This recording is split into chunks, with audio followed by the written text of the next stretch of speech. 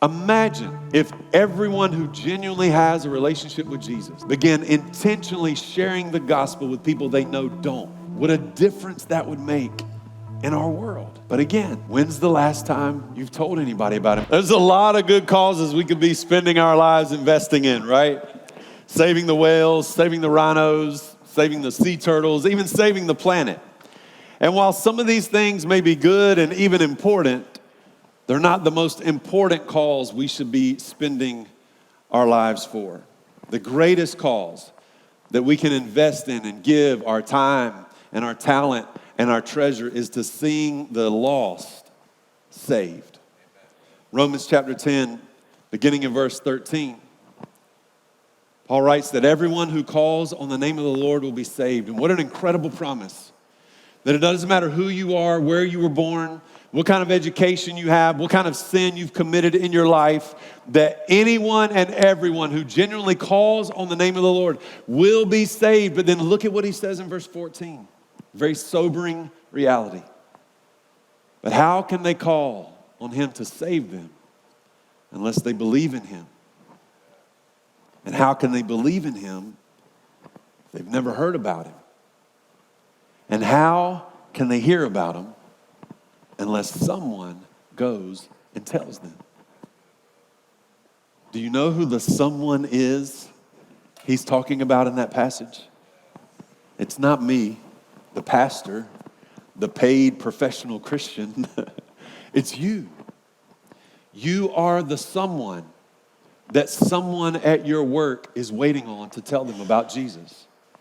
You are the someone in your classroom who that lost student is waiting for you to tell them about Jesus. Everywhere you go, there are people who are lost and far away from God. And unless you tell them about the love that you've experienced from him and the plan and purpose that he's begun unfolding in your life, unless you go and share about the transformational power that you've experienced, that you used to be one person and now after meeting Christ, you're somebody completely new. Unless you go and tell them, they're never going to hear. You know, good news, which is what we call the gospel, the good news is only good to people who hear it. That news does nothing for people who are never exposed to it. It says everyone who calls on the name of the Lord will be saved, but somebody's got to go and tell them. So I've got a question for you this morning. When's the last time you told someone about Jesus? When's the last time you shared your faith with somebody? When's the last time you've told them about a miracle that he's done in your life or some big area of your life that he's brought transformation in? So many times we complain about the world around us, don't we?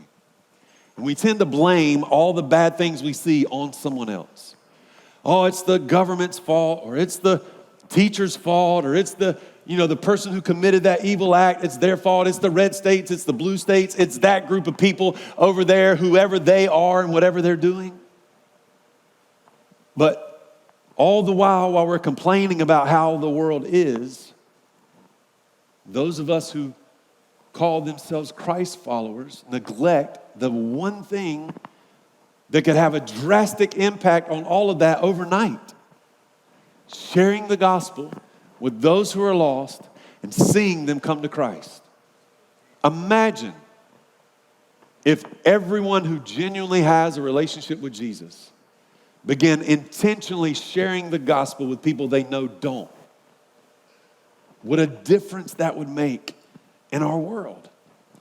But again, when's the last time you've told anybody about him? I just had this image come to mind. We had our marriage conference this weekend, and we were at a event venue Friday night, and then we were here Saturday, and we kind of did our first session Friday night. We had dinner together, and then we had an after party and had a DJ, and it was a lot of fun, and we danced, and it was so fun seeing couples enjoy themselves. And we started that dancing time off with what we call an anniversary dance. And so every couple got on the dance floor, and the DJ began asking the question, all right, if you've been married for less than a month, leave the dance floor.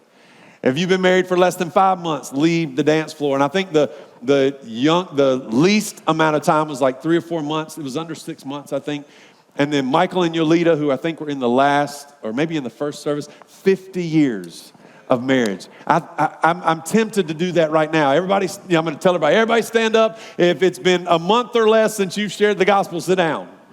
If it's been 6 years or less since you've shared the gospel with anybody, sit down. Because, again, I think this is just something we neglect, that we miss in our life, and this is what Jesus has left us here to do. So let's make the decision today that we're going to be the someone who tells the ones that we know and interact with and encounter that are lost about the saving, transformational love of Jesus. Amen?